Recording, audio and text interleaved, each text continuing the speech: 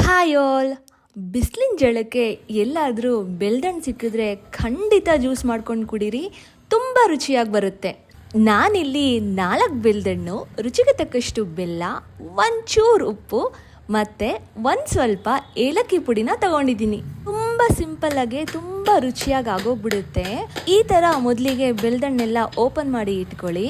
Open ಮಾಡ್ಕೊಂಡಾದ್ಮೇಲೆ ಒಂದು spoon ಸಹಾಯದಿಂದ ಹಣ್ಣನ್ನೆಲ್ಲ ಒಂದು ಬಟ್ಲಲ್ಲಿ ಹಾಕೊಳ್ಳಿ. Everything I do so instinctive and so passionate. Every word I move so descriptive like an adjective. I got a vendetta against people who patented being negative when you should be getting after it. ಹಣ್ಣೆಲ್ಲ ತಕ್ಕೊಂಡಾದ್ಮೇಲೆ ಒಂದು mixie ಜಾರಿಗೆ ತಕ್ಕೊಂಡಿರೋ ಹಣ್ಣು, ತೆಗೆದಿಟ್ಕೊಂಡಿರೋ ಬೆಲ್ಲ, ಒಂಚೂರು ಉಪ್ಪು, ಒಂಚೂರು ಏಲಕ್ಕಿ ಪುಡಿ ಹಾಕ್ಕೊಂಡು ನುಣ್ಣಗೆ ರುಬ್ಕೋಬೇಕು.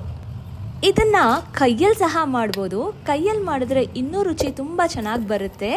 ಆಗ ಇದರಲ್ಲಿರೋ ಬೀಜಗಳನ್ನೆಲ್ಲ ತೆಗೆದು ಆಚೆ ಹಾಕ್ಬೋದು. ಈಗ ಮಿಕ್ಸಿಲಿ ಮಾಡ್ತಿರೋದ್ರಿಂದ ಅದೆಲ್ಲನೂ ಗ್ರೈಂಡ್ ಆಗುತ್ತೆ. ನೋಡಿ, ಗ್ರೈಂಡ್ ಆದಮೇಲೆ ಇಷ್ಟು ಗಟ್ಟಿಯಾಗಿ ಇದ್ರದ್ದು ಪೇಸ್ಟ್ ಬರುತ್ತೆ. ಸೊ ಇವಾಗ ನಿಮಗೆ ಬೇಕಾಗಿರೋ ಅಷ್ಟು ತಣ್ಣಗಿರೋ ನೀರು ಹಾಕ್ಕೊಂಡು ಚೆನ್ನಾಗಿ ಮಿಕ್ಸ್ ಮಾಡ್ಕೊಂಡ್ಬಿಟ್ರೆ ಬೆಲ್ದಣ್ಣಿನ ಜ್ಯೂಸು ರೆಡಿನೇ ಆಗಿಬಿಡುತ್ತೆ. ನಾನಿಲ್ಲಿ ಫ್ರಿಜ್ಜಲ್ಲಿರೋ ನೀರನ್ನ ಬಳಸಿದೆ, ಆದ್ದರಿಂದ ಐಸ್ ಕ್ಯೂಬ್ನ ಕಮ್ಮಿ ಹಾಕ್ಕೊಳ್ತಾ ಇದ್ದೀನಿ. ನಿಮ್ಗಿನ್ನೂ ಕೋಲ್ಡ್ ಜಾಸ್ತಿ ಬೇಕಂದರೆ ಜಾಸ್ತಿ ಐಸ್ ಕ್ಯೂಬ್ನ ಯೂಸ್ ಮಾಡ್ಬೋದು. ತಡಾ, ಬೆಲ್ದಣ್ಣಿನ ಜ್ಯೂಸ್ ರೆಡಿ.